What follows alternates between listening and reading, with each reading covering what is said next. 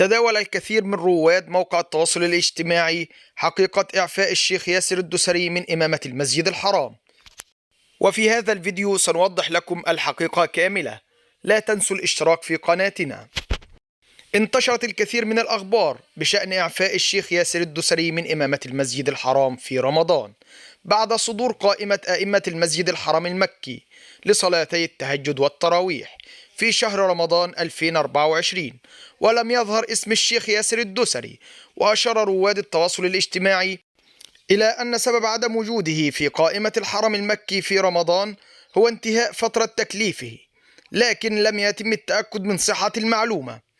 وشملت قائمة أئمة الحرم المكي للتهجد والتراويح كل من الشيخ عبد الرحمن السديس والشيخ ماهر المعقلي والشيخ عبد الله الجهني بالإضافة للشيخ بندر بليلة.